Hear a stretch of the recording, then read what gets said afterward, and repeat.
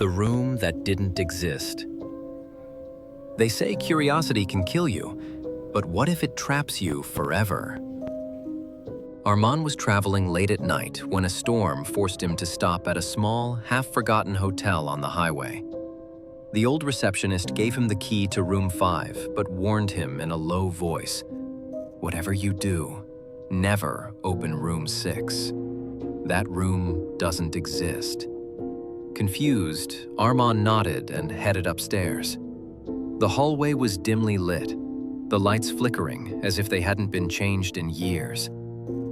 His room was fine, nothing unusual, but right across from it was a door with a number 6 carved on it. Curiosity clawed at him.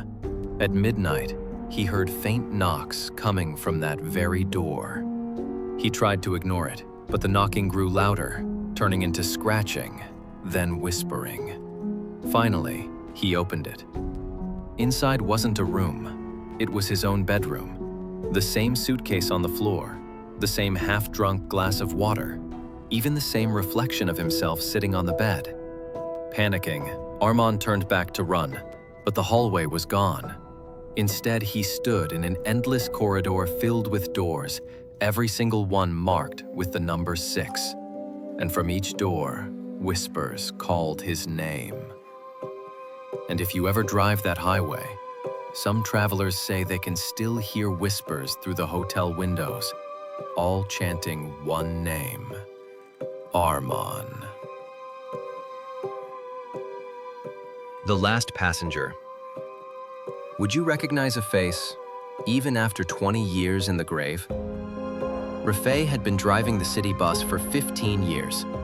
It was always empty on his midnight shift, except that night. At exactly 12:45 a.m., a woman in a white dress waved him down. She quietly stepped on board, her face pale, her eyes empty, and sat at the very back. When Rafay reached the final stop, the bus stood empty, except her. He cleared his throat. "Miss, this is the last stop." Slowly, she looked up and whispered, "It was my stop, 20 years ago.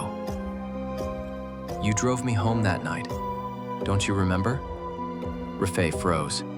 He had been a driver 20 years ago. He remembered the storm, the crash, the news headlines about the bus accident that killed all passengers. He had quit after that night. But here he was, behind the wheel again. The woman stood, and one by one, other pale faces began to appear in the seats. The passengers he had lost. The doors shut automatically, locking him in. The bus engine roared to life, driving itself into the darkness. And to this day, drivers passing that road claim they sometimes see a ghostly bus full of passengers, but no one in the driver's seat.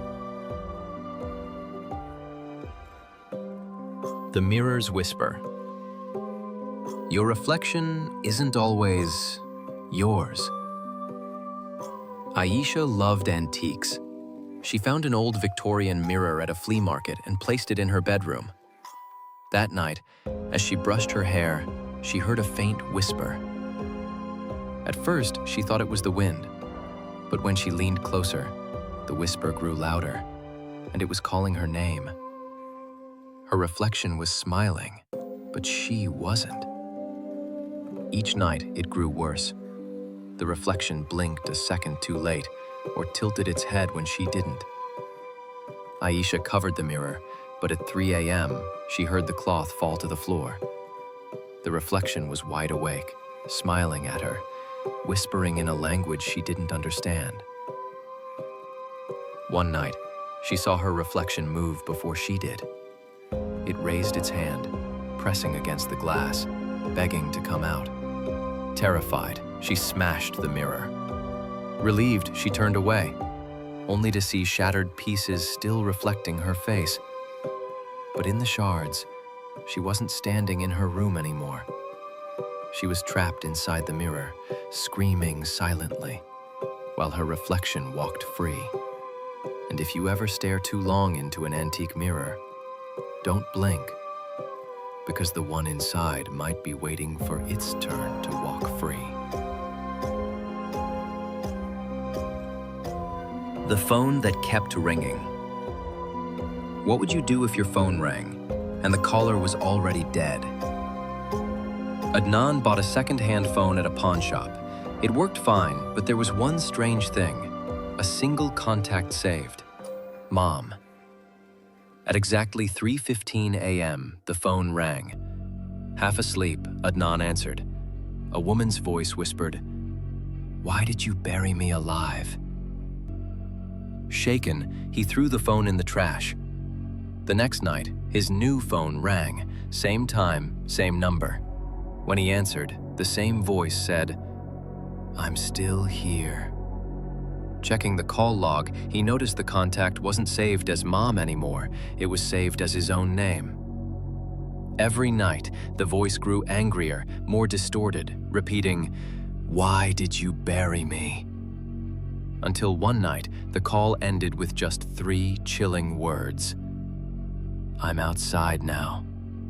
His phone dropped from his hand, because from the window, in the dark reflection of the glass, he saw a woman standing behind him, her nails broken and bloody, as if she had clawed her way out of a grave. And some say, if you answer a call at 3:15 a.m. from a contact you don't remember saving, you might just hear the same whisper, "I'm outside now." The house on Silent Street. They thought they were 4 friends exploring a haunted house, but the camera showed something else. 4 friends decided to explore an abandoned house in their neighborhood, famous for ghost stories. The walls were covered in dust, the air cold, every step echoing like a warning. Laughing nervously, they recorded everything on their phones. Later, when they replayed the footage, their laughter turned into silence. Because in every clip, there was a 5th person walking with them. A tall, shadowy figure, always in the corner of the frame, always just a step behind. They didn't remember seeing him in real life. The last recording was the most chilling. The camera slipped from one friend's hand, hitting the ground. For a split second, the camera caught all 5 of them standing together, but none of them were holding the phone.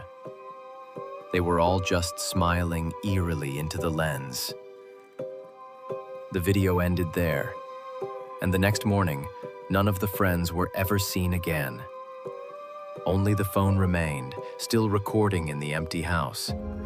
Even creepier, the police swore when they found the phone, it was still live streaming.